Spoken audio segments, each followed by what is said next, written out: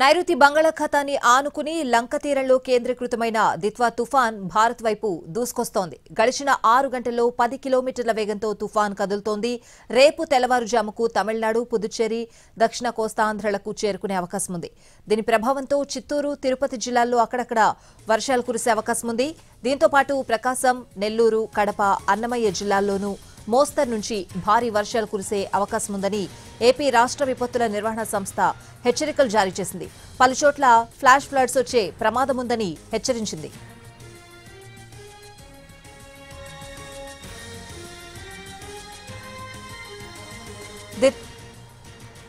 దిత్వా తుఫాన్ సందర్భంగా తీసుకోవాల్సిన ముందస్తు జాగ్రత్తలపై ప్రభుత్వం రివ్యూ చేసింది.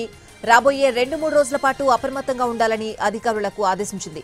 రాబోయే 24 గంటల పాటు నెల్లూరు, చిత్తూరు, కడప జిల్లాలకు ఫ్లాష్ ఫ్లడ్స్ ప్రమాదం పొంచి ఉండడంతో మరింత అప్రమత్తంగా ఉండాలని సూచించింది. నెల్లూరు, చిత్తూరు, కడప జిల్లాల్లో రోడ్లకు గండ్లు పడడం, కోతకు గురికావడం వంటి అంశాలపై దృష్టి పెట్టడంతో పాటు అప్రమత్తంగా వ్యవహరించాలని స్పష్టం చేసింది. ఫ్లాష్ ఫ్లడ్ కారణంగా కాలువలు, వాగులు, వంకలు పొంగిపొర్లే ప్రమాదం పొంచి ఉన్న క్రమంలో రహదారులు, వంతెనలపై అప్రమత్తం చేసేందుకు హెచ్చరిక బోర్డులు కూడా ఏర్పాటు చేయాలని ఆర్ఎండ్బీ శాఖ ఉన్నతాధికారులకు ఆదేశాలిచ్చింది.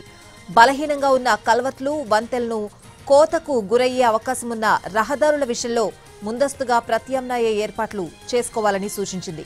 తీవ్ర గాలులతో రహదారులపై విద్యుత్ స్తంభాలు, చెట్లు పడిపోవడం ద్వారా రాకపోకలకు అంతరాయం కలగకుండా వెనువెంటనే వాటిని తొలగించేందుకు తగిన ముందస్తు ఏర్పాట్లు చేయాలి.